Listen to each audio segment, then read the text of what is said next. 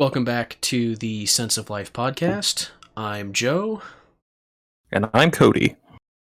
and today we are delving into the AI discussion by talking about two movies about AI. We watched Ghost in the Shell, the 1995 animated film, and we watched Steven Spielberg's AI Artificial Intelligence, which came out in 2001, I believe. Yes. Yep, it's a And there's pre 9/11 2001 movie. Just to bring up 9/11 in the first minute of this. yeah, we're definitely playing to the algo here. Last episode we talked about pedophilia. Today we're talking about 9/11. So Yeah. So, we hadn't really planned. We weren't quite sure. If you watched the last podcast, you would know we weren't quite sure what we were doing this week. But the topic of AI and all that sort of stuff has been pretty popular recently, and I know I've been concerned about that sort of stuff for a bit me now. too. Yeah. And figured it would be neat to talk about two, I'd say, obviously the same kind of subject matter, but I think a very different outlook in both. Ultimately, yeah. Yeah. So, the first one we watched, and we actually watched these separately, or the first one we watched separately. Yeah. And I had seen Ghost in the Shell before. I've watched it twice. Is 1995 film by Mamoru Oshii. Sounds right to me. Yeah. I know his first name means protect. Hell yeah. Yeah, I took 2 semesters of Japanese in college. Yeah. I didn't, but I just knew that. I took 690 days on Duolingo. Hell yeah. So, yeah. Very. I guess first of all, what did you think of the movie in general? I liked it generally. Mhm. It wasn't quite what I was expecting, although I was not sure what I was expecting. Yeah. So it's like a sci-fi thriller. I guess I was expecting more of like a pure action movie, maybe. Mm, Maybe that's where I was confused. right. Which it is not that. Although there's some cool action in it, but I was not disappointed. Just a little. It was a little. It was also just kind of. And I watched the dubbed version, so maybe this is a translation thing. It was a little like hard to penetrate, so it Mm. took a couple stopping and starting for me to watch it. Okay. Um, Yeah, I would say I liked it upon subsequent viewings a bit more because it is pretty. mhm, The dialogue is pretty cerebral and full of like sort of yeah, philosophical, content to the actual things being discussed. So I think it works better as like a thing you watch a couple times. Obviously, not like right after you've just watched it, but like I right, yeah, found yeah, the break that I took between watching it the first and second time, I was able to absorb a lot more from it. But yeah, I can see that definitely being the case. If you were expecting it to be more actiony, yeah, it's kind of like I guess maybe it's popular, so you would expect it to be a bit more like action yeah, yeah. focused. But And it is it's like when it's violent, it's fucking violent. yeah, it's it's Like it's it fantastic. it's what's really great about it is the way it holds off on the violence, and then when it happens, it's simultaneously like really quick and also just devastating, You're right, which right. is always really effective in that kind of movie, Right. and I really like it. It's devastating even though most of the violence that occurs happens to people with like super augmented Yeah, cyborg yeah, bodies. So you're like, damn, that the weaponry they're using in this would be insane if used against like a normal person who isn't a cyborg. Like they would just yeah, explode. yeah. It's I speaking on that, it's like the genre movie version of how when you get to a certain point with technology, like with iPhones, um, as much as we kind of like hate Twitter or whatever, we kind of have to exist at least with an iPhone to just function in cyberpunk dystopia or whatever. Yeah, yeah. And so that It's taken to its logical conclusion is you cannot fight unless you're cybernetically enhanced or just not human. right. Yeah. It obviously very influenced by like the Blade Runner Yeah. aesthetic, which Hmm. is I think visually like the earliest visual example of like a cyberpunk aesthetic that really took off. Yeah. Yeah, I think Obviously so. like the roots of cyberpunk are literary in novels and stuff, but Yeah, that Gibson and what's the Blade Runner guy? I'm forgetting his name. the Um I can't remember his name either. I actually haven't fuck, what's read. his name? Oh, you'll have to look it up. It'll drive us Do crazy. androids dream of electric sheet? I know. Okay, fuck it. I'm googling it. Damn it. Philip K. Dick. That's it. That's the guy. Yeah. Philip K. Dick. Yeah, Yeah. I need to read more of his stuff. I've heard good things about his novel Ubik, Mm, and they say the novel. Well, not they, but this one guy I heard say that his novel, "The Man in the High Castle," which is like the augmented Nazi future novel, he wrote after he became an intelligence agent, yeah. intelligence asset, Right. as the theory goes. I don't know how true that is, but a funny thing to consider. The idea is that like um, as a kind of pro Western propaganda or whatever, they create this dystopia where the Nazis took over. So the Nazis are cemented as these this universal villain, Mhm. and that's like orchestrated by the CIA or whatever. I don't know. Fun, a fun theory. Yeah. So obviously very very influenced by that aesthetic, but at the same Yeah, time, I would yeah, say the aesthetic of Ghost in the Shell um itself was very influential on like later cyberpunk material you see. yeah. I think the Wachowskis talk about it a lot as a Yeah, yeah. big influence for the Matrix. Oh, for It's sure. yeah, the Matrix. I mean, James Cameron talks about it. the sort of the whole Matrix thing with like the green text, Yeah, that is just straight up just taken from Ghost in the Shell because that's how I, the opening credits of it are like that. I think he not he, but the Wachowskis even went to the like when they were pitching the Matrix around, they would show them Ghost in the Shell. I think it was Mhm. Ghost in the Shell, and say, "We want to do that, but with real actors." Right. And that was the pitch. And at some point, someone did do Ghost in the Shell Yeah, with real actors. Who which directed that? caused. Um, If you know offhand, I have no idea. I don't know offhand, but we could look it up here. Mm. So yeah, you watched um you watched the English dub, and I watched it in the original Japanese. Yeah, Um, Rupert and Sanders, okay, who is a. I think he's mostly done like commercials and shit, but he also did the movie Snow White and the Huntsman, which I remember seeing in theaters, and I remember it being pretty bad. But who would have um, thought? yeah, it was kind uh, of interesting.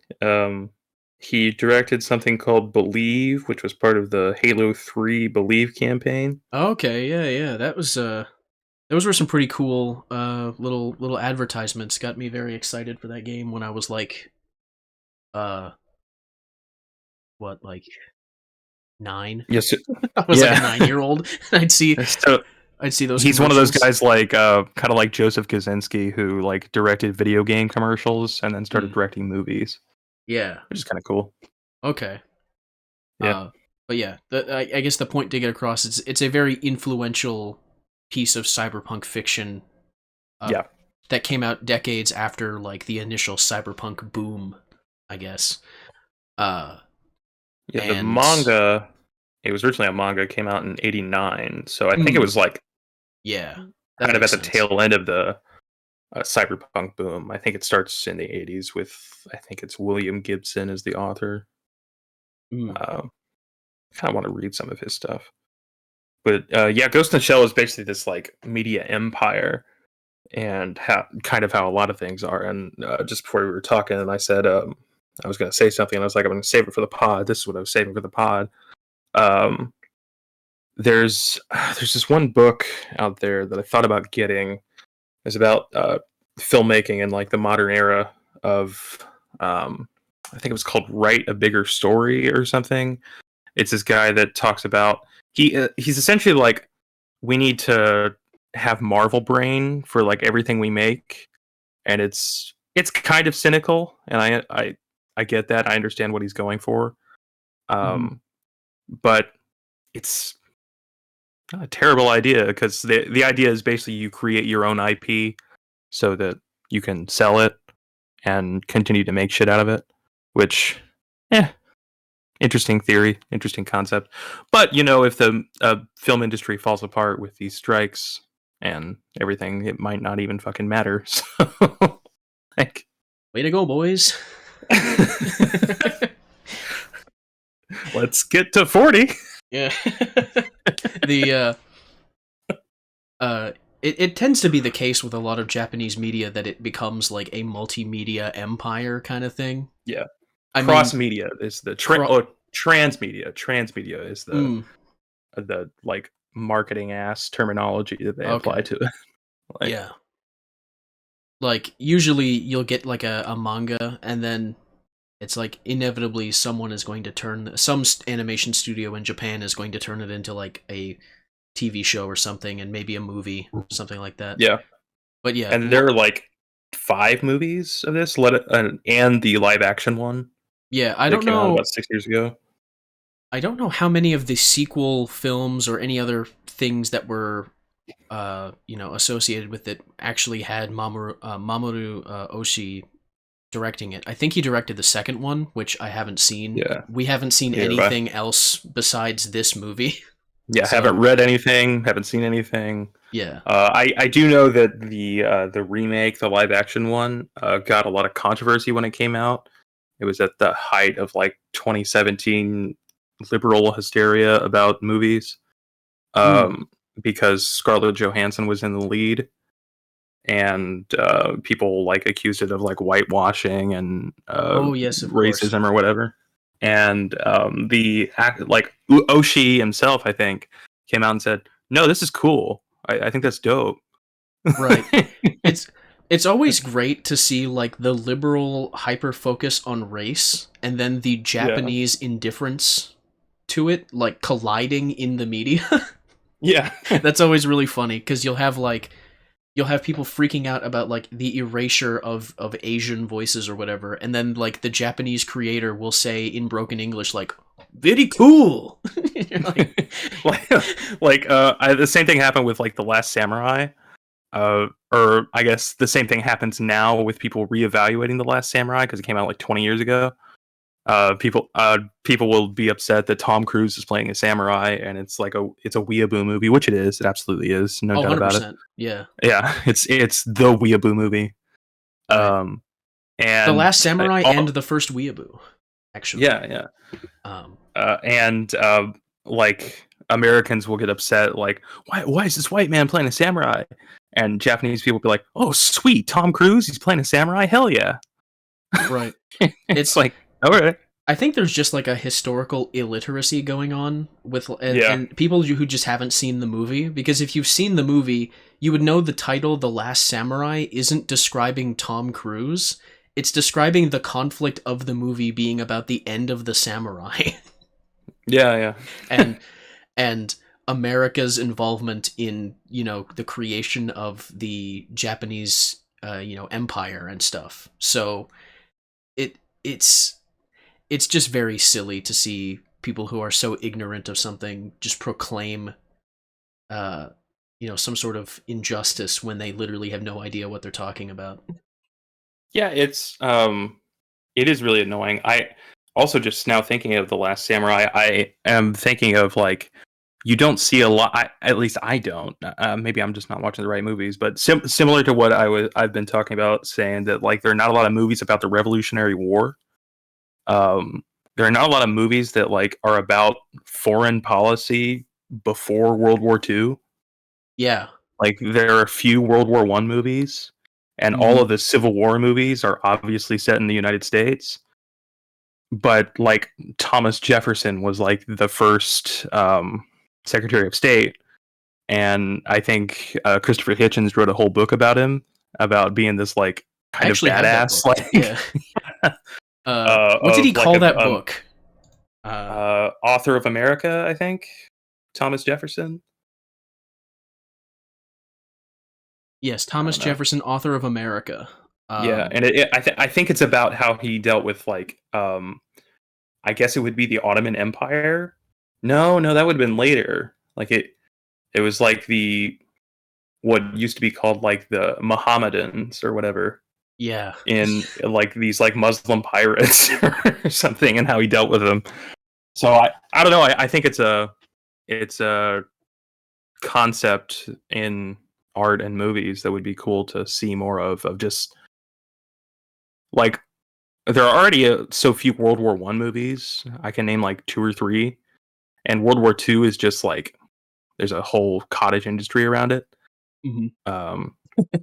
But there was a time before it. Yeah, World War II always gets the special treatment because it's like the coolest war, I guess. Yeah. It's like, you know, you've got Hitler, right? You've got Hitler. Well, you've got the Nazis. It's the war with like the greatest bad guy. Right. Because there's like one bad guy in World War II that you can blame everything on and be sort of right. Yeah, to loop it back to Japanese media, it's like that one volume in a manga series that really slaps. You know, that's World War II in the manga of real life. To put that as weebishly as possible, the great shonen jump of life. Yeah, is real life is real life a shonen manga or not? I think so, because I was really interested in World War II when I was a child. Me too. And shonen is literally just means like young man, or like young, you know, it's like children's media basically. So it's I think World War II might be a shonen manga. That's we're like 15, almost 20 minutes in talking about Ghost in the Shell. We've barely talked about it. We're talking about World War II fucking manga right now. Yeah. What do you think of D-Day? Crazy, right? Yeah. Jamie, pull that up. Yeah. But yeah. I guess to actually get to the subject matter at hand, I obviously Cody said he really liked, or he enjoyed Ghost in the Shell, but was surprised. Yeah, wasn't what he expected. Right. Having watched it several times, I find I like it more with each subsequent viewing, and I think I understand a bit more about it every time. The entire story is basically about this woman who's like I don't even know what her job position is in like this like government agency. I think she's like a major or something. I think that was her rank, but like she's like this specialist, and they live in the you know, like this sort of cyberpunk dystopian future where everyone is augmented. Some people are more augmented than others, and it's to the point where like humans can have like a computer brain chassis kind of thing that houses their consciousness, and the ghost is the like in-universe kind of slang for the human consciousness that is, you know, not part of the machine. It is the ghost literally within the shell of these cyborg bodies, and the main story is kind of about like this existential crisis that both the main character and this AI are kind of having at the same time. Mhm. Um, and uh, there's you messaged me about this when you were watching the movie. There's a lot of talk about like um, immigration Immigration. Yeah. and like political asylum and stuff, and you've just got like the governments of the world are like poaching scientists and their research and technology from other countries and like getting them to swear oaths to like join that nation and just like all this other crazy shit is going on. Yeah, yeah. um And and this is just like background noise, basically, in the yeah, movie. well, It the it, cool it thing almost like is, distracts you from what's happening. yeah, the cool thing is a lot of it is actually hiding details in plain sight about the AI, because the guy that Yeah, there's a yeah. scene at the beginning where she's like, this is like the cold open of the movie, where like she's kind of on the rooftop and they're listening in on this conversation of this scientist who is being who is trying to like defect to some other nation, and they're talking about this project.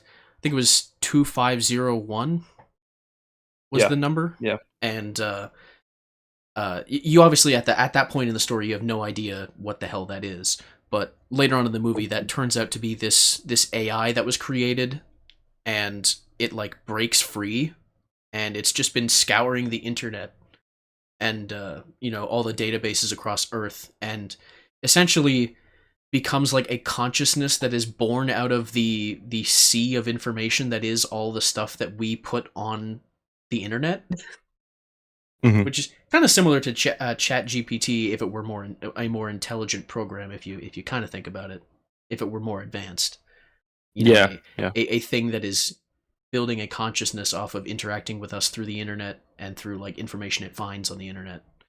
Um, Which, I mean, I guess is like the only way that technology would work, at yeah, least to start. right. There was Um, that article that came out. I sent you that video. We might link it in the show notes or whatever, right. of talking about artificial intelligence, of where this guy had this long conversation with, I think it was Microsoft Bing was the other program, Hmm. and they talked for 2 hours, and it got really creepy and like um, esoteric, and what's the word? Um, the the program seemed to get like agitated and annoyed and jealous and emotional, but I mean, it was really just using learned behavior from the um, uh, the way that we behave emotionally on the internet. But as I think the way that chat like that program behaved at that time basically would pass the Turing test. So it's Right. like, is there much difference? And I guess that's kind of the whole discussion of like, at what point does it become intelligent beyond the like The interference of scope. humanity? Right, Like, but beyond the scope of its initial like parameters that were set, kind of thing. yeah, and, Yeah, this is the big question and fear yeah. of The it. the movie has a lot of really creepy things in it that freak me out when you like really Yeah, think about it. Like these, same with the Spielberg movie. yeah, that's another can of worms. We'll get into Yeah, yeah. after. But like the fact that cybernetics are so widespread, that Mm, basically everyone's brain is susceptible to being hacked is just the most yep. terrifying thing. And since this is like an all-knowing machine that has access to every bit of information we have uploaded, like it knows how to hack people's brains like nothing. And at Mhm. first the different like public section, I think the section 9 was the one that the main character works for. They're investigating this character called the Puppet Master that they think is like this American hacker that was going around like Mhm. altering the stock market and like hacking people's brains and stuff. But Yeah. as the story unfolds, it turns out that this Puppet Master was in fact just this AI on the internet. Um, Yeah, And it took me a little bit to like grasp onto that. That was one of those like impenetrable things. It took yeah, me like a few times to like, oh, okay, that's the 2501 thing. yeah, yeah. Okay, yeah. Um, And but there was a lot of that, like kind of the gears turning, and I'm not quite able to focus on it. Like, yeah, the really creepy part is the fact that someone as low in like the economic chain as a garbage man can yeah, has his brain augmented to the point where it can be hacked. Like hmm if a garbage man has his brain like augmented, like surely like everyone does besides like homeless people. Like yeah. They it's they basically got like the Elon Musk Neuralink thing. right. Yeah. And the whole thing that the puppet master does is the reason they call him that is because he hacks people's brains and then creates like an artificial reality in their mind of like a past life that they had. So so he can get them to do his bidding and like go around to access like different like data points in different locations and stuff. Um and just give them they don't even need to know that they're being manipulated. He's just created like with the garbage guy. uh he creates this entire fictional wife and child that this guy had, and it's to the point where like he has a photograph in his pocket of just him alone staring creepily into a camera that he thinks has his family in it. Yeah, And it kind of blanks out in his mind when he looks at the camera or looks at the picture that it's just him. Like he sees his family in this picture but they're not there. um and only once the illusion is broken when he's taken into custody and they're like, no, your family wasn't real, like none of that shit that you know is real, it was all made up by someone who literally hacked your brain and erased your consciousness and put a new thing in there. Like the idea of someone superseding your reality with a fictional one is just terrifying.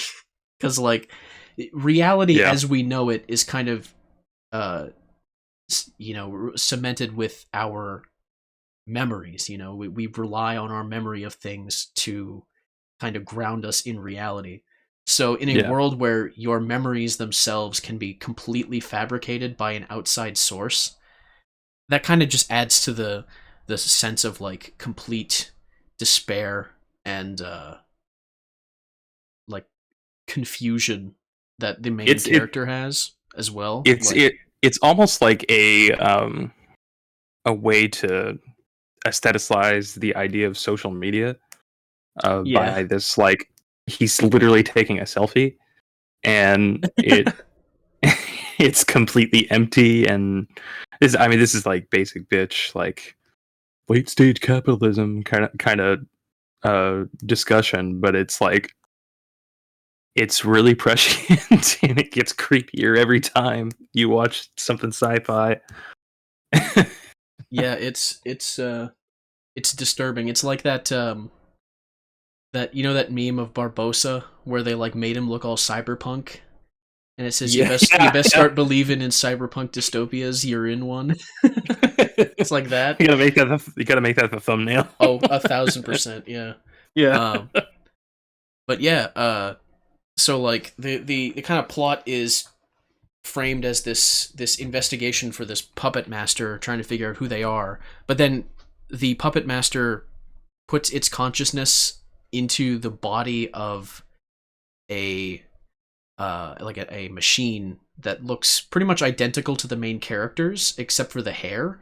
The hair is just a different color, Right. and um, just literally shows up on their doorstep. Basically, is just like just to reveal itself. So their investigation meant nothing because it was going to reveal itself when it wanted to. And Didn't it like walk out and get hit by a car? yeah, it walks out into the street and gets hit by a car so that it'll get like picked up and brought to the police or whatever.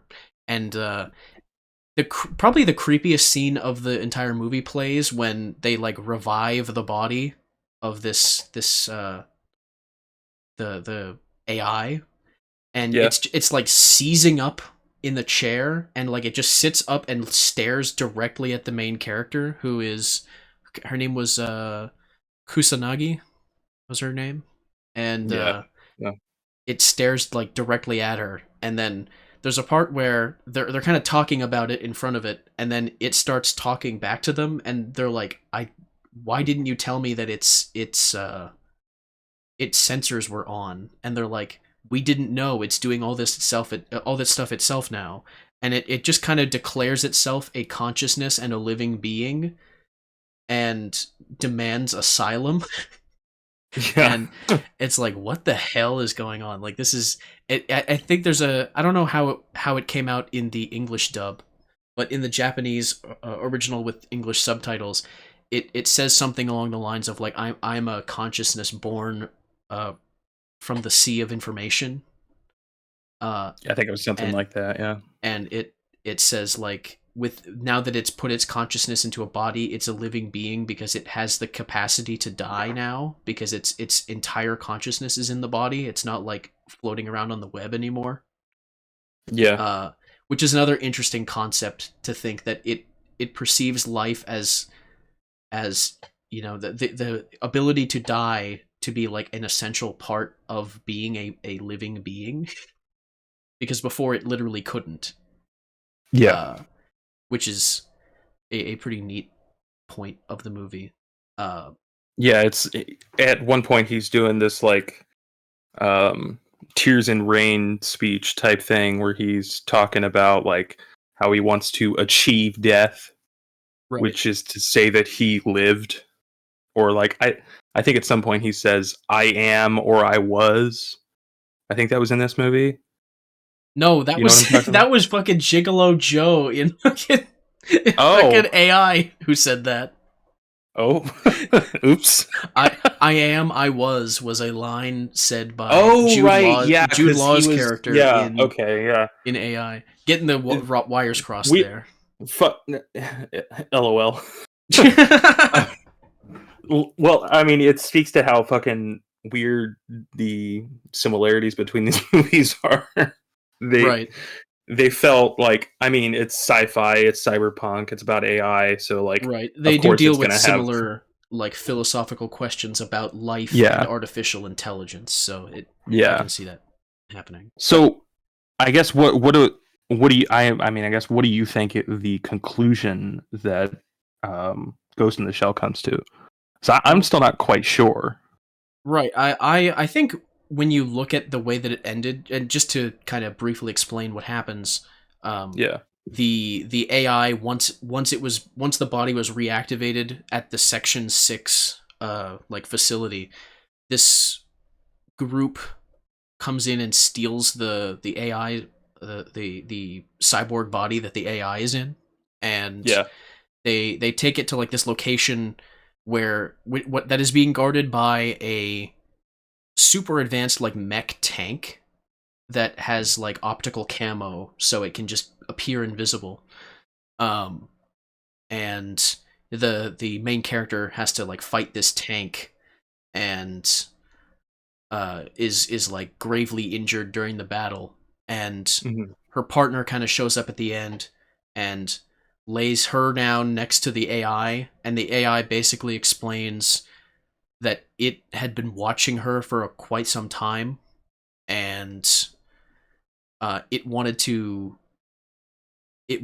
the capacity to die, as you said, and it wanted to merge with her, yeah, because she was also feeling like completely detached from reality because of all these questions she had about like, if memories can be altered, how do I know I'm real, kind of thing, where yeah, yeah, like they live in a reality where your entire life could be a fiction made up by someone hacking your brain, um, and stuff like that. So very much like this existential dread that she feels, and it kind of wants to merge with her consciousness to create like a new kind of consciousness, I think, like a new sort of being.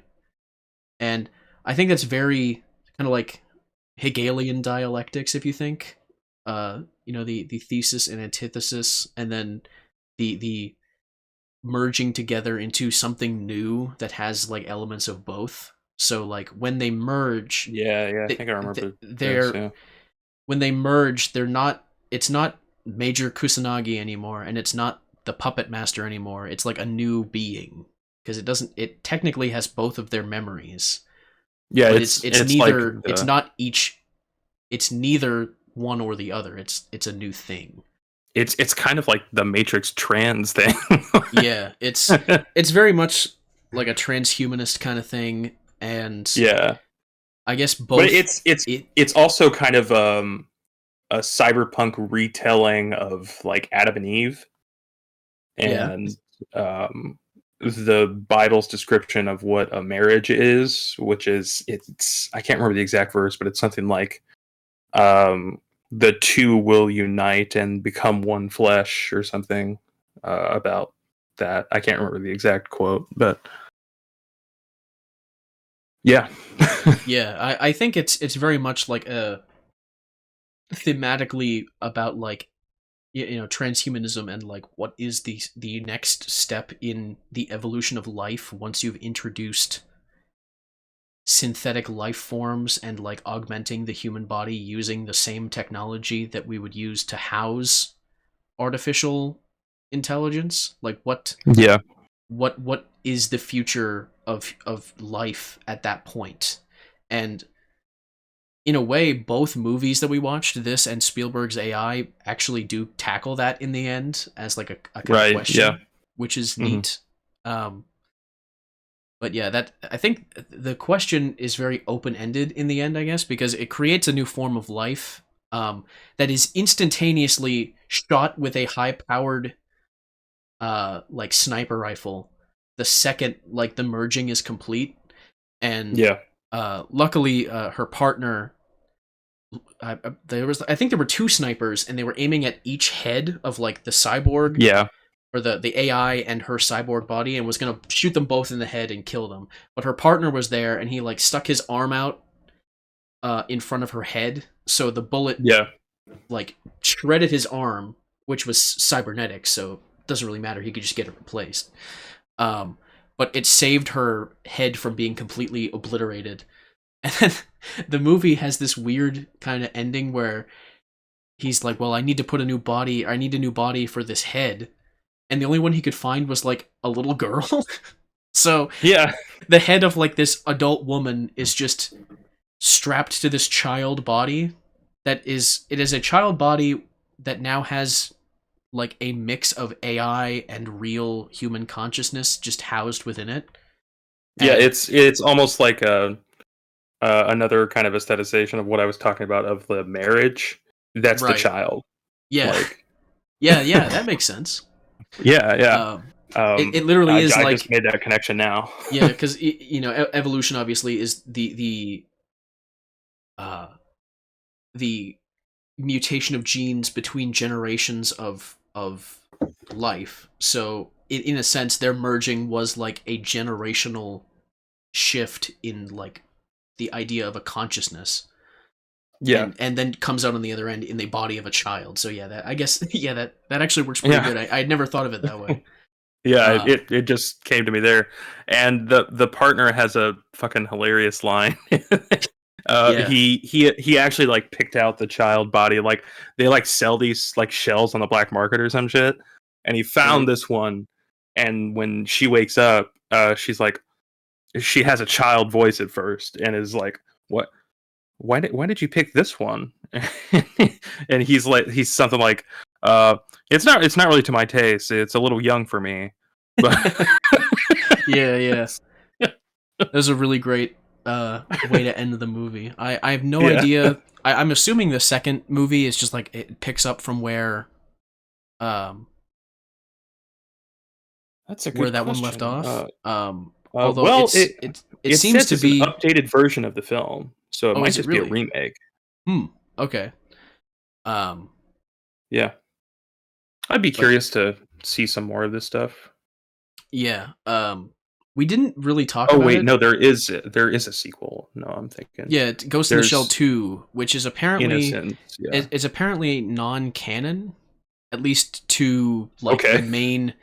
the main like media empire of Ghost in the Shell. It's not a canon story. it's just something that Mamoru Oshii made as like a sequel to the movie that he directed. So I guess it's Yeah. canon to the Oshii verse, if you want to say that. Yeah, and looking on the Wikipedia here for Ghost in the Shell 2, just fun fact, it was in competition for the 2004 Cannes Film Festival, making it the first and only anime in history to compete for the Palme d'Or. Damn, That's that's kind of pretty cool. cool. Yeah. um, something we kind of left out earlier, because we kind of glossed over the beginning of the movie. It has a Yeah. really cool opening credit sequence that I thought was really awesome. The part where after the cold open and it shows like the optical camo and her like disappearing, and then you kind of see like the like literal birth of this cyborg body that she has for Yeah. the majority of the film, where you see it, being assembled and then in like this liquid, and then like I don't even there was like some sort of layer of like I don't even know if it was supposed to be like skin or what that was over top of everything that kind of peels off. It Right. it was very much like it kind of inspired like I don't think you've played Fallout 4, but there's like there's like this concept of beings called synths, which are like literally organic beings, but their brains have like a chip in them that allows them to be programmed and controlled and stuff. And they are born in this room that looks very much like that, where they like assemble a skeleton and like they give it nerves and stuff. Obviously, the cyborg body in this was a lot more machine looking in its construction, but Yeah. it I can say it probably definitely inspired that whole thing. Uh, very very cool opening sequence. I really enjoyed it. I agree. Yeah, it was really cool. Yeah, and Um, not that this is a bit more of a tangent, but some of the actors that were in this, I had recognized from some other Japanese media that I've watched. The Her partner at the Section 6, whose name is Bato, is voiced mm, by Akio Otsuka, who is a pretty famous Japanese voice actor. He actually voices Solid Snake in all of the Metal Gear games, which right. aesthetically as Yeah. well was very influenced by this. The look of the Metal Gear Rex in the original Metal Gear Solid, which came out in '98, so like 3 years after this movie, it's Mhm. very very similar to the tank you see at the end. Right. And like her entire outfit, which is like this kind of gray and like it's like a gray outfit with like a darker kind of vest and like shoulder pad kind of thing she had going, just literally looks exactly like Snake's sneaking suit in Metal Gear Solid. uh, Yeah. and she even uses a gun that looks a bit like the FAMAS, which is like a weapon heavily featured in Metal Gear. So like Kojima is not shy about his aesthetic influences. He'll just straight up put shit in there that's like, yep, this is a reference to this thing. And And he did the it. people that like Kojima are not shy about referencing too. Have you seen John Wick 4 yet? No, I actually still haven't seen John Wick 4. There's a scene that you'll probably like. It has this kind of top down action going, and Oh yeah, it looks like the gameplay of like the first Metal Gear Solid. The thing that of what I've seen of it, I- it's I've really cool. I've heard that that particular scene was more inspired by Yeah, yeah. It was um, another game, but like, Hotline Miami yeah, was an it was. inspiration for that as well. Yeah, Uh, but but I yeah, feel like Miami was getting it from elsewhere as well. So, for sure. But yeah, that is Ghost in the Shell. Unless you have anything else to say about it. I don't think so. Um, other than it's pretty cool. Watch it. Yeah, I kind of want to read the manga, whatever. Um, and maybe watch a few more of these movies. I'm kind of like cyberpunk pilled lately. Like I'm kind of into the like genre. yeah, So yeah. I need to get back to that. What is that? Deus Ex series that I started playing then stopped. Right. Uh, Eventually, I want to play actual Cyberpunk, which I have a PS5 now. I forgot about that. I can actually get it. Yeah, I would highly recommend Cyberpunk 2077. If you liked the Yeah, aesthetic of yeah, this, it's very influenced by it. yeah. Again, pretty openly as well. Like, there's a point in the game where you can get a motorcycle that's literally called the Kusanagi, directly Hmm. referencing the main character in this. And it looks Yeah, like the bike from Akira, which I have not seen. I've not seen Akira either, and everyone talks about Akira. It's like Right. it's that Serial Experiments Lane, Mobile Suit Gundam, this Neon Genesis Evangelion are the like anime that everyone mentions Mhm. all the time. And just because it is a thing that I know, Koichi Yamadera is also in this, and he voices Akiyama in the Yakuza game. So that was a thing that I noticed when I watched it. I was like, oh shit, that's another thing I An- know. Another thing I'll pretend to know because you know it. Yeah, yeah, exactly. And speaking of video game voice actors, Haley Joel Osment stars in Steven Spielberg's 2001 film AI, Artificial Intelligence. Yep, Uh, Haley Joel Osment, not 1 year later, will voice Sora for the hit series Kingdom Hearts. of course. Uh, Before his puberty, so he sounds like a child in Kingdom Hearts 1, and then he sounds like a teenager in Kingdom Hearts 2. It's hilarious. Yeah. um, We got the so, trifecta in now. I referenced both Metal Gear and Yakuza, and then yeah, you referenced Kingdom Hearts. So we got all that shit out in the open now. all we need is a SpongeBob reference and an Ayn Rand reference, and we'll be golden. So Yep. let's see what we come up with here. Yeah. uh, Just uh no, I'm not gonna do it. I have no idea. I was going to think of something stupid, but I'm gonna let it happen naturally at some point. It'll happen. beep boo boo boo boo bop. Now, yeah. The thing about um Ghost in the Shell compared to Spielberg's AI is that Yeah, I think Ghost in the Shell tries to be unnerving and creepy and disturbing in the kind of philosophical subject matter it deals with, but yeah, AI is is creepy, but I don't think it was supposed to be as creepy as we found it. maybe not. Like, Um, for like the first half of the movie, we were just like, kill it, kill it, yeah, kill it kill kill this child. before it's too late.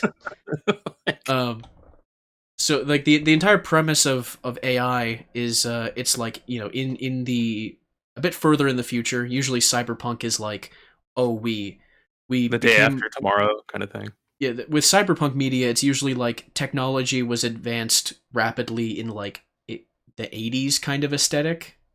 Yeah, yeah. And so like things are near future in that, while this was like, I think this was like the 2300s or something. Like it was really far ahead in the future. Yeah, it says 22nd century. Yeah, So it was pretty far in the future, and like the world is run by like these horrific governments that like limit reproduction and stuff.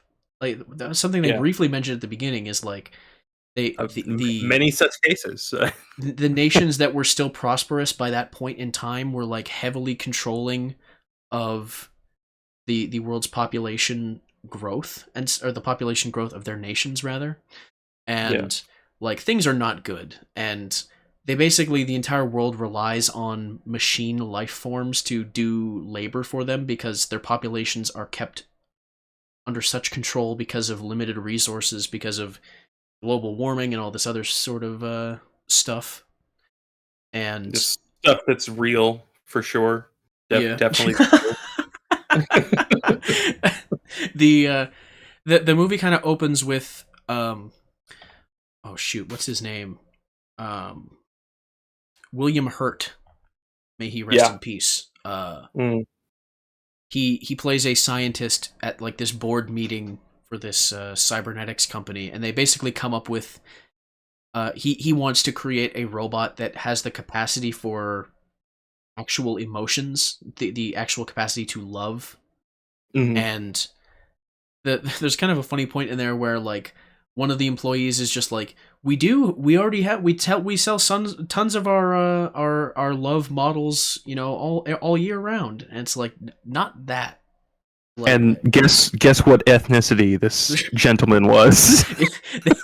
they were like, let's get the Japanese guy to say that. Yeah. This is the crossover with Ghost in the Shell, ladies and gentlemen. Right. And so they make this little boy robot named David, and he is sold to a. Was he given to them, or was he? I think he was sold to them. Well, it was like part of like the. Or was he like a trial run of that product? I think it was a trial run of that product because the dad, quote unquote, worked at the company and they were like testing it out. I think it was something like that. But yeah, it was so it was based on a story by the sci-fi writer Brian Aldiss, and it actually was gonna be directed by Stanley Kubrick.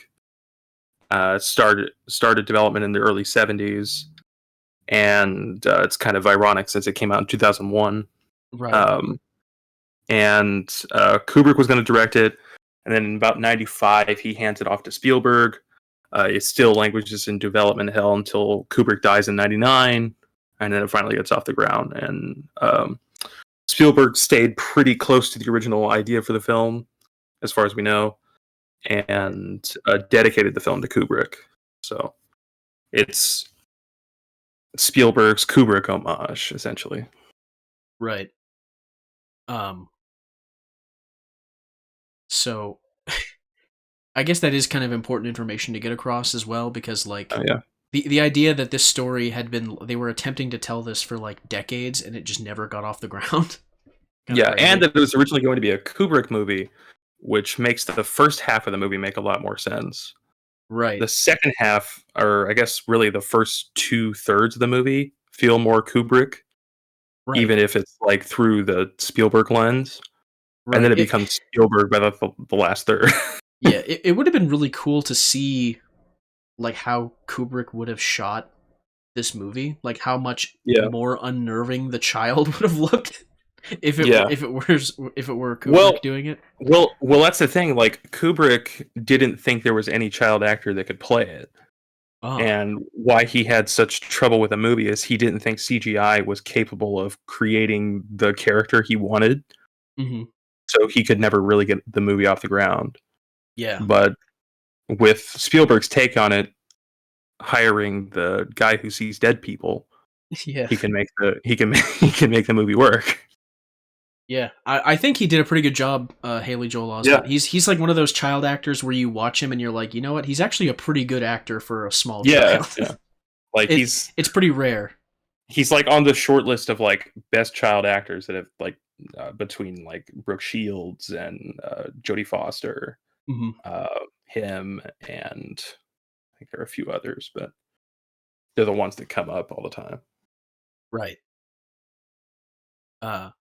So yeah, he plays Haley Joel Osment is David, this little robot child, and he's given to this family, and it basically the funny part was like as soon as they get him, the guy's wife is just like, hell no, get this out of here, I don't like it, fuck you. And so are we. and he's like, no, it's totally fine. If you don't want it, I can take it back tomorrow. But then they end up keeping it around, and he's like trying to fit in. He's like trying to understand stuff. And at some point, their actual son, who was like cryogenically frozen. Is that what it was? That part confused me. Yeah, their actual son was like, he had this disease, because that's why he had that like those things on his legs. Yeah, he had like space meningitis or whatever. He has some sort of disease, and then they cure him, and then he's actually like taken out of that stasis, and that's that scene where she's like looking at she's looking at this like frozen person in a pod, and you thought it was Right. Sigourney Weaver for a second. Yeah. You're like, is that Sigourney Weaver? No, that's a child. Oops. The famous childlike Sigourney Weaver.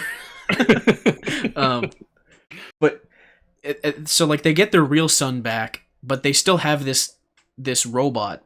And I think by the time they get their real son back, she had already activated there's like a protocol you can activate in the robot where like you have to say a specific series of words, and once you do that, it unlocks this robot's capacity to feel love for whoever said it to them. Yeah, it's like the Winter Soldier Manchurian Candidate activation. Right. She Manchurian That, like, candidated the child into loving her. into being a child.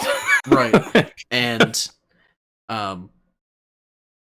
so like they can't just throw him away now, or can they?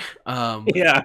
So the real son is taken out of this stasis, and he immediately is like, I fucking hate this thing. He basically just views it as a toy when it's supposed to be like a surrogate for a child that for like people who lost a child or people who want to have a child but can't because of like this regime that controls birth. Yeah. So Which I think that movie Children of Men has a similar concept.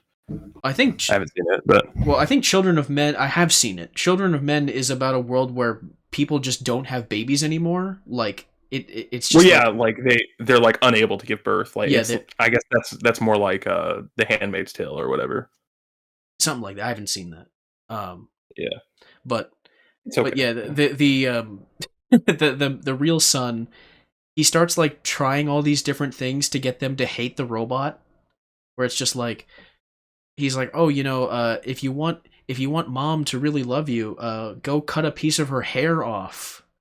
Yeah. And because this is just like a dumb, like child-brained robot who just believe anything because he's just like too pure. He's like, okay, and then he goes in the room and he like cuts her hair off. And there's also like this sentient robot, teddy bear. Yeah. Who's also there. Teddy. And Teddy, as he's called throughout the movie. He's there. And the child, the real one, I think his name is Martin, he basically just views David as just a slightly more advanced version of Teddy. Because he's like, oh, can you like levitate, or can you like climb on the walls or something? Like, what kind of toy are you? Like, it's just he's pretty red pilled, honestly. He's like, this is a product, you're not a life form.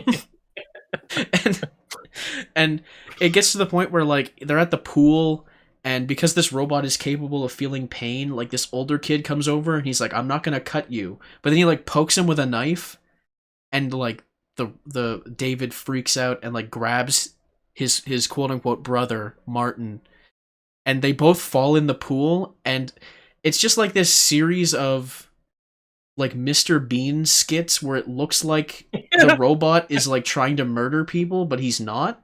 He's just like confused and stumbling around doing things that aren't socially acceptable for a human to do. But because of like a preconceived notion about like machine life being, capable of great evil, it's like, holy shit, he's trying to drown our child. Holy shit, he's gonna murder us with a knife in our sleep. Yeah. And he's just like a child, so he has no fucking idea. At that point, I think once they actually, he like fell in the pool with their real son, they were like, okay, we're getting rid of this fucking thing. And the mom has to like drive him to the facility to be decommissioned. And she's like, he's like, oh, what's for dinner when we get home? And she's like, oh, you can't eat. He's like, yeah, but I like sitting at the table. And it's like, she kind of tells him at that point, like, yeah, I'm just gonna leave you here. Like, she decides not to have him destroyed. She decides to just leave him in the woods. And she's like, never walk in that direction. If you go that way toward the factory, they'll find you and they'll kill you. And then she just drives off like it's like some sick bastard who leaves like a puppy on the side of the road. Yeah. Or like that scene in Toy Story where they leave where the toys get left on the side of the road in that like grainy flashback scene in Toy Story 2. I think I remember that. It's like that. But with like Yeah, and it's almost like the first like 45 minutes to an hour of the movie is a cold open, and then this is where the movie starts. right, yeah, and then you kind of get to see the side like the advanced kind of dystopian world after that point because you kind of just see like a normal house. The only real indication of how technologically advanced everything is the fact that there's a robot child and their car looks really fucking weird. Yeah. uh but then like he's in the woods and he stumbles upon like this big truck that is just dumping robot parts in the woods, and all Hmm. these other robots come along and they're like picking up like the jaw of like this one robot to replace their shitty jaw and like all these other parts, and they get abducted by this dude who's played by I think Brendan Gleeson Yeah. plays him, Yeah. and he runs like this he runs this sort of like anti-robot theme park where they just melt robots alive in the theme park. It's really It's weird. it's a robot coliseum basically. Yeah, they like have them killed. They shoot them out of can. They shoot a Chris Rock robot out of a Yeah, that was cannon. fucking wild. Like I remember just like turning around 1 second, and then I hear Chris Rock, and I'm like, what the fuck? What's going on? And then you look and it's like a robot version of him, and it kind of looks Yeah. like him. And you're like, what the fuck? Uncanny Valley Chris Rock. It's very weird. And it gets to the point where like there's this other character who's played by Jude Law who is like a sex robot that just goes around Yeah. town, fucking people. He's like a prostitute that you know is a He's robot. the Gigolo Joe that we mentioned earlier. Yes, Gigolo Joe, that was his name. And Yeah. he also is taken by these robot haters that like melting them alive. Or maybe not alive because I don't think they're really alive, but whatever. Right. It gets to that point, and they David is like tied up next to Jude Law's character, and they're about to be melted, and he just starts screaming for help. He's like, "Help! I don't want to die. I don't want to be melted. Help me!" And then everyone in the audience is just like, "Hey, robots don't beg for their life. What's that kid doing down there? Get him out of there!" Yeah. And it's like this whole scene where like they were fine with robots being destroyed, but the second a robot says like, "Help! I don't want to die," they're like, "Oh well, we can't kill that one," and they just start throwing like raw food, like just food and stuff at Brendan Gleeson's character, and like they like storm the stage, and Gigolo Joe and David start like wandering the town trying to figure out how to make him a real boy like Pinocchio. Yeah. And Yeah. it basically just becomes Pinocchio at that point. Yeah. They go to like this. I don't even know what the hell it was. It was like a. Pleasure Island. I'm talking about when they go to like that holographic thing. Oh yeah, they go They to like the Robin Williams character. they go to like the Robin Williams Albert Einstein Chat GPT to ask it how he can become a real Yeah. boy, Yeah. and it like makes up some bullshit about this blue fairy, Yeah. and just like real Chat GPT, which just openly lies about shit on the internet now. It's like this one Chat also GPT when it spreads misinformation on the internet. just straight up Robin Williams lied to a child robot about becoming real. Yeah. And they go on like this big adventure to Manhattan to find this blue fairy that can make him into a real boy. And I think that when they actually go there to find the doctor that created him, if I remember correctly. Right. They like go to find his office, which is in like a skyscraper that is half submerged in water, because apparently global warming is capable of spawning 70 feet of water to consume all of Manhattan. Yeah, still not sure why they were just still in that building. Right. Not Not sure what was going on there, but that's fine. Right. I don't know if that building was made for. Cool. I don't know if that building's structural stability was intended to have the ocean around it. Yeah. It doesn't feel very aquatic, but right. Maybe Atlantis is real. And Atlantis is what I just said. Atlantis. Yeah. They find William Hurt's character, and he basically tells him like, yeah, you can't become a real boy. You're just you're a robot. You're the first robot that is capable of feeling love. So you can't become a real boy. But what does he say? He says. He shows him like the fact that they're making. He's like, you're not one of a kind. You're the first of a kind. Yes, something. He thought he was unique. The funny thing is, when he sees the other robot that looks exactly like him, his first instinct is to murder it. he's like, no, I'm unique. I'm special, and he fucking like knocks its head off. Bats its head off. Yeah, insane. It's a wild movie. The visual of like a 7-year-old Haley Joel Osment smacking another Haley Joel Osment's head off with like a metal pipe. It was very funny. It's like that movie Oblivion with all the Tom Cruises. Yeah. Have you seen that? I actually haven't seen that. I did not know that it was about multiple Tom Cruises. Well, it's about one Tom Cruise, and then something happens, and there's multiple Tom Cruises. Oh, okay. It's a wild movie. It's also directed by Joseph Kosinski, who did Tron Legacy and Top Gun Maverick. So it was his movie in between those two. Right. Yeah. But yeah, the probably the comedic highlight of the movie was when the robot figures out, or he is informed that he is not unique, he is not one of a kind, and he is just the first in a line of products that are going to be sold. And they're even sold in like these big boxes, like an action figure. Yeah, and they're all called fucking creepiest thing. They're all called David, and then there's a line of girl ones that are called Darlene, and they're just lined up in a row. And like one of the boxes starts moving around, and I when that happened, I was like, I think I said to you, like, I think the xenomorph like popping out of someone's chest is less creepy to me than like a child robot with like a reasonably intelligent consciousness like moving around in a box waiting to be sold. This is the scariest fucking Spielberg movie Yeah, it's got like the Spielberg sentimentality to it, but at the same time it also has some pretty creepy subject matter too. I mean, Spielberg can do horror, like there's a lot of Jurassic Park and Jaws, like right.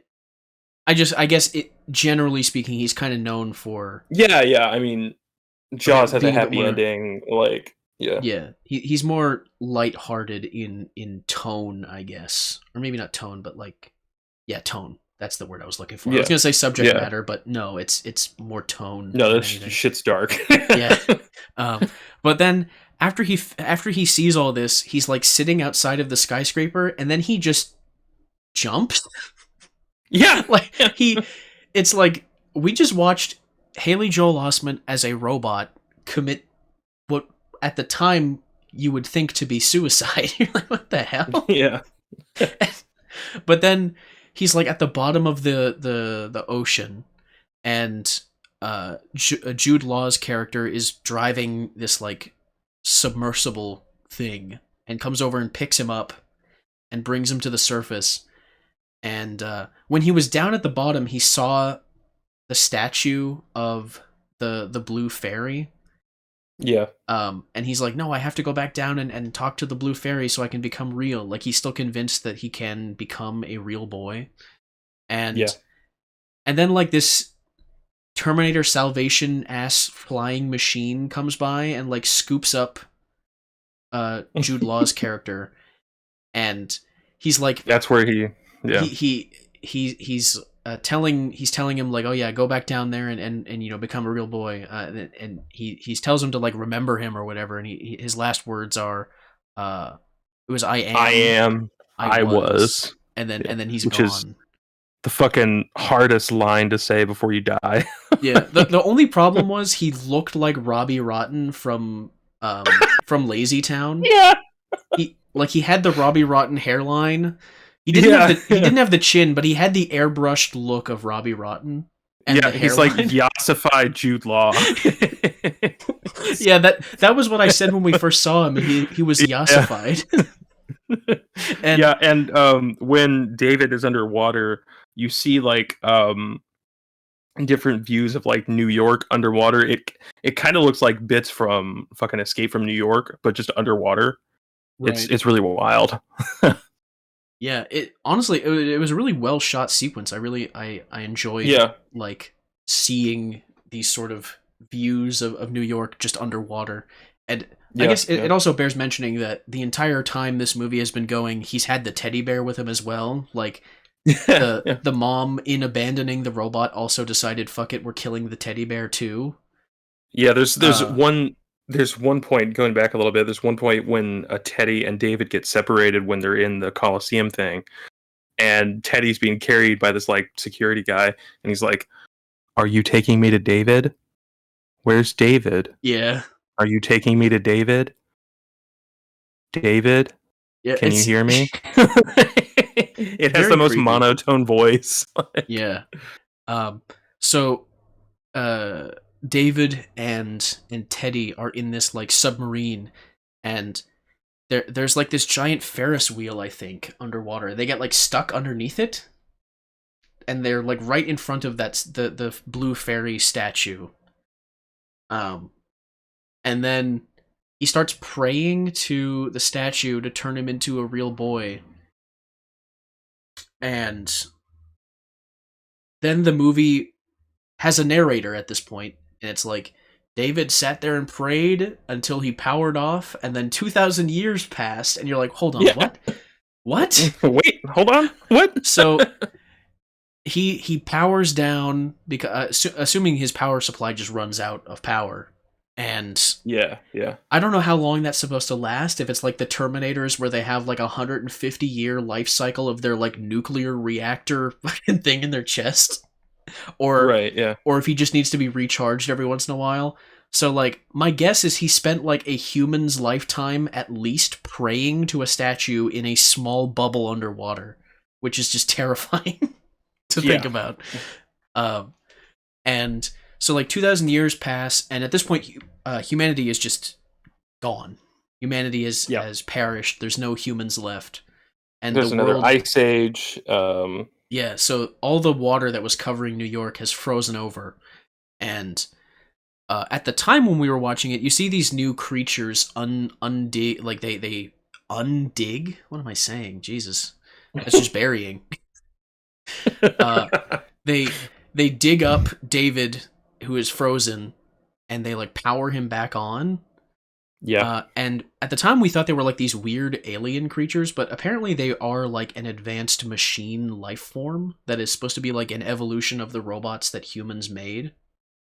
Right. Like once the human hand was no longer guiding technology, it kind of just evolved on its own. Once it was like, I guess humanity made sufficiently intelligent life forms that they could maintain themselves and like make new iterations and stuff. And they like power him back on, and they're just like they they're capable of looking into his memories, and they make like a fake version of the house he lived in when he lived with the mom and dad. Right. And he basically just asks them like, can you bring back my mom? And they're like the only we've tried bringing humans back to life, but when we do it they only live for a day. And it's some weird thing about like how space-time itself like keeps a record of human consciousness. So like when they make these clones of people, they have their memories, but something about like space-time can only redo the like that experience once. So like once that person goes unconscious, when they go back to sleep at the end of that one day they live, they just die. That's very Yeah. weird. I might need to watch it again to like understand what that even meant, because I that seems really confusing. That like reality itself is just keeping a mental note of your particular consciousness, and it can only be replayed once. I was like, that's Yeah, very I think weird. I think it was just kind of a these beings are so advanced that they're essentially gods to what Right. was humans before. Yeah. Um, and so they can just do that, and that's basically a version of heaven for this being, Right. I guess. Yeah. So um they're like, yeah, the only humans we've ever been able to resurrect, we need a copy of their, we need like a bit of their DNA from like a mummified human or something. And this kind of like ties way back to what their real son Martin had him do, which was cut off a piece of the mom's hair in an attempt to make them hate him. Um, Yeah. and the teddy bear picked it up. Uh, I just randomly, I guess he put it in his teddy bear pocket. Um, and he gives them the piece of hair, and they're like, "Are you sure you want us to, like, create a human version of this woman again? She'll only live for a day." And then he's like, "Yeah, yeah." So then they like they make her, and then uh David just spends a day like hanging out with her as if it was his actual mom. Right. And then she dies when she goes to sleep, and at the same time he goes to sleep. Which And is new. yeah, he wasn't capable of sleep before. And Yeah. then at that point, I don't know if he died as well, because the narration says at the end that he fell asleep and that he went to the place where dreams are born. Right. So like, did he die, or was his ability to sleep now like his actual, he was literally capable of dreaming now? Like I don't, I guess it was kind of like a heaven sort of metaphor, like he was capable of like the idea of paradise. I've no idea. Good. All good questions. All robots go to heaven. That's the name of this movie. Um, yeah. This is So do androids dream of electric sheep? Yeah. yeah, this one. Um, This one does. yeah. So I guess in the end, as we said earlier, they both kind of deal with the same kind of subject matter of like the Right. evolution Yeah. of life in a world with technology, or with artificial intelligence. Um, Obviously, Ghost in the Shell does not go 2,000 years in the future when humanity is gone and it's just machines. Hmm. But this one does. And I guess it just says humans died, but their creation lives on and has evolved into its own sort of life form. Yeah, Uh, it's cool how it with like the new ice age thing 2000 years in the future, it's kind of this whole idea of how um the earth just kind of falls in on itself and continues on, right. and life finds a way. Mm-hmm. Was that a, And that was, that's a Jurassic yeah, Park reference. yeah, yeah. Said in the I exact mean, same way it's said in the movie. yeah, this is a kind of a subject matter that Spielberg's been kind of obsessed with his whole career, really. If you think about it, Jurassic Park, this, I think Close Encounters. I haven't seen that, but Hmm. um, I have not either. the the idea of whether or not it's exactly what we think it will be, life will continue on. It's fundamentally optimistic, which I like. I think that's cool. Yeah. Um, I'm it's cool somewhat, but It's AI is still benevolent. fucking scary. Yeah. Are you saying that your universe is so benevolent it's insane? uh, I am. Okay, Well, good. I'm saying Spielberg's Okay. universe is That so makes more, benevolent. yeah. It's insane. Yeah. Right. Um Yeah. yeah, I don't think this movie changed my outlook on AI. No, not really. Yeah. I mean, If within anything, the, it made me more scared. yeah, within the confines of the story, it's like, okay, I can entertain the idea that this little robot boy wants to be a real human. Um Yeah. and that there is a purity to his being. But real AI, I think still freak me out. Yeah, because it's like even though he essentially becomes real, but it is at the cost of humanity. Right. Humanity perishes, and only then does he become a real boy. Yeah.